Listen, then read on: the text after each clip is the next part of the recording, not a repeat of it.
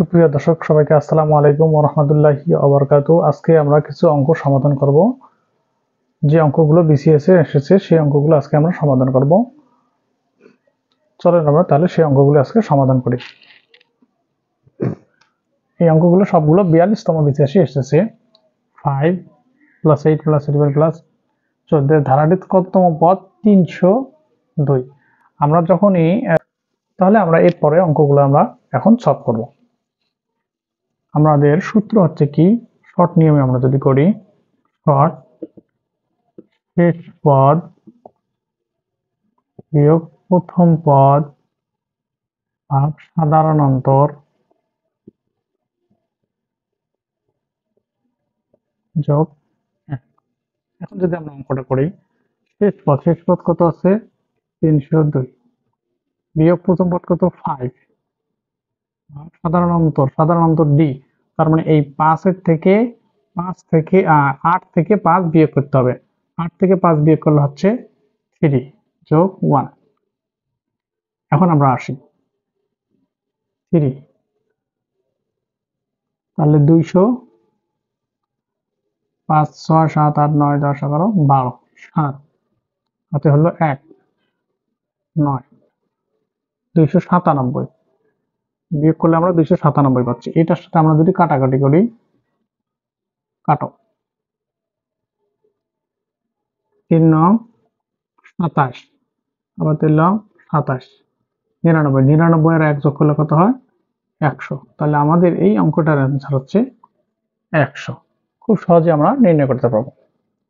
এরপরে আমরা পরের অঙ্কটা দেখি। log x 1/9 - 2 হলে x এর মান কত? এর আগে আমি একটা অঙ্ক দেখেছিলাম যে log x 1/9 = 2। এই পাওয়ারটা আমাদের এই x এর উপরে চলে যায়। এই পাওয়ার যদি x এর উপর চলে যায় তাহলে x - 2 = 1/9। এখন দেখেন, মাইনাস মানে আমরা জানি ভাগের বেলা পাওয়ার হয়, ভাগ বিয়োগ যদি থাকে তাহলে এটা ভাগ আকারে করা যায়। তাহলে 1/x², মানে 2 আছে যেহেতু এর জন্য স্কয়ার। এই মাইনাসের কারণে এটা ভাগ হয়ে গেল, তাহলে 1/9। এখন এই 1 1 কেটে দিতে পারি আমরা, তাহলে x = 9। তাহলে x 3 এর উপরে যদি স্কয়ার করি 3 3 কে 9, এই স্কয়ার আর স্কয়ার বাদ দিয়ে দিলাম, তাহলে x = 3। আমরা এই অঙ্কটা দেখি। তাহলে x এর মান কত পেলাম? 3। তাহলে আমাদের অ্যান্সার হচ্ছে ক। এরপরে আমরা অঙ্কটা দেখি। sec a + tan a = 5/2 হলে sec a - tan a = কত? এটা আমরা সরাসরি ভাবে অঙ্কটা করতে পারি। এখানে যে sec a প্লাস দিয়ে যদি এটা মান থাকে, মাইনাসের মান চায়, তাহলে তার উল্টাটা লিখতে হবে।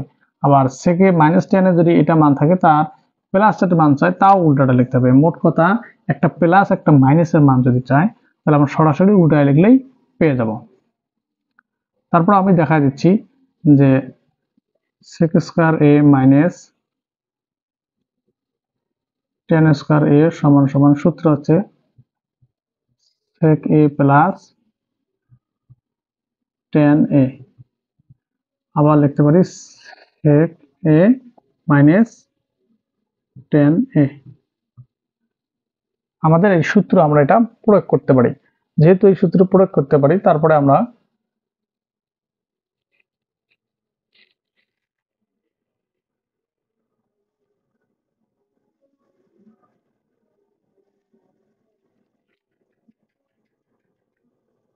এরপরে আমরা কি করতে পারি? আমরা জানি sec² a - tan² a = 1। এখন দেখো এটার মান কত আছে? 5/2 এটার মান। তাহলে sec a - tan a, এটা গুণ অবস্থা আছে, এদিকে আসলে ভাগ হয়ে যাবে, তাহলে 2/5 হয়ে গেল, উল্টায় গেল, সমান সমান sec a - tan a। তার মানে 2/5 আমাদের অ্যান্সার। তাহলে 2/5। আমি বলেছিলাম যে যদি প্লাস থেকে মাইনাসের মান চায় অথবা মাইনাস থেকে প্লাসের মান চায়, এখানে যে সংখ্যাটা থাকবে এই সংখ্যাটাকে উল্টায় নিতে হবে। তার মানে এখানে 5 উপরে আছে, নিচে 2 আছে। এখন যাবে কি, 2 উপরে যাবে, 5 নিচে আসবে। দেখেন 2 উপরে আছে, নিচে 5 আছে। তার মানে এইভাবে আমাদের অ্যান্সার সহজে করতে পারবো। এরপরে আমরা দেখি 1 থেকে 49 পর্যন্ত সংখ্যাগুলোর গড় কত। তাহলে আমরা এটা খুব সহজে কিভাবে আমরা করতে পারি, যেহেতু বেজোড়া সংখ্যা 1 থেকে 49, তাহলে আমরা প্রথম সংখ্যা যোগ শেষের সংখ্যা এটাকে 2 দিয়ে ভাগ দিয়ে দেবো। তাহলে কত হলো 50, 50কে 2 দিয়ে ভাগ করে দেই, কত হয় 25। আনসার কত আমাদের 25। 1 থেকে 49 পর্যন্ত সংখ্যাগুলোর গড় মোট হচ্ছে 25। এর পরের অঙ্কগুলো আমরা এখন দেখবো। বৃত্তের ব্যাস 4 গুণ বৃদ্ধি করলে ক্ষেত্রফল কত গুণ বৃদ্ধি পায়। গুণের কথা বলা আছে, গুণের উপর আমরা শুধুমাত্র স্কোয়ার করে দেবো। গুণের উপর স্কোয়ার করলে 4 4 কত হয় 16। শুধুমাত্র গুণের উপর স্কোয়ার করে দিয়ে অঙ্কটা আমাদের শেষ। তাহলে আমাদের অ্যান্সার 16। টাকায় 3টি এবং 5টি দরে সমান সংখ্যক আমলকি ক্রয় করে এক ব্যক্তি টাকায় 60টি করে আমলকি বিক্রি করলো, ওই ব্যক্তির শতকরা কত লাভ বা ক্ষতি হয়। এইরকম যদি অঙ্ক থাকে আমরা সরাসরি কিভাবে করব, যে লিখবো যে 100 ভাগ, আর যেহেতু দুইটা টাকায় 3টি এবং টাকায় 5টি দরে সমান সংখ্যা আমলকি ক্রয় করে, দুইটা ক্রয় মূল্যের মাঝখানে একটা আছে বিক্রয় মূল্য, এই দুইটা আছে ক্রয় মূল্য, তার মাঝখানে দেখেন যে এত বেশি টাকা এত টাকা আমলকি বিক্রি করলো, এটা হচ্ছে বিক্রয় মূল্য। তাহলে দুইটা ক্রয় মূল্য একটা বিক্রয় মূল্য যদি থাকে তখন আমরা এই সূত্রে ব্যবহার করবো 100 ভাগ এই বিক্রয় মূল্যের উপর স্কোয়ার, তার মানে 100 + 16। এটাকে যদি আমরা ভাগ করি 100কে 16 দ্বারা যদি ভাগ করি তাহলে পাচ্ছি 6.25। এটা ভাগ করে আমরা 6.25 পাবো, তাহলে আমাদের অ্যান্সার 6.25। এরপরে আমরা বাকি অঙ্কগুলো আমরা দেখবো ইনশাল্লাহ। তো এরপরে আমরা অঙ্কগুলো দেখি। একটি চৌবাচ্চা 8000 লিটার পানি ধরে, চৌবাচ্চাটির দৈর্ঘ্য এত মিটার এবং প্রস্থ এত মিটার হলে চৌবাচ্চাটির গভীরতা কত।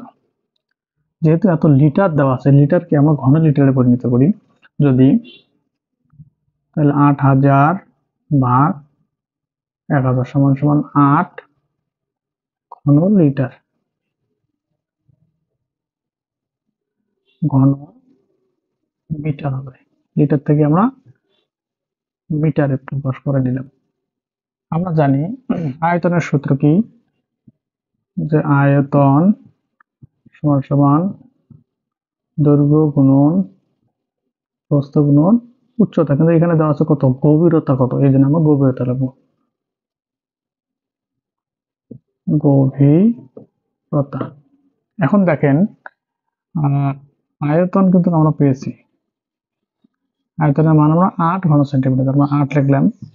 দৈর্ঘ্যের মান কত দেওয়া আছে 2.56 গুণন প্রস্থর মান 1.25, উচ্চতার মান আমরা 9 ধরে নিলাম h।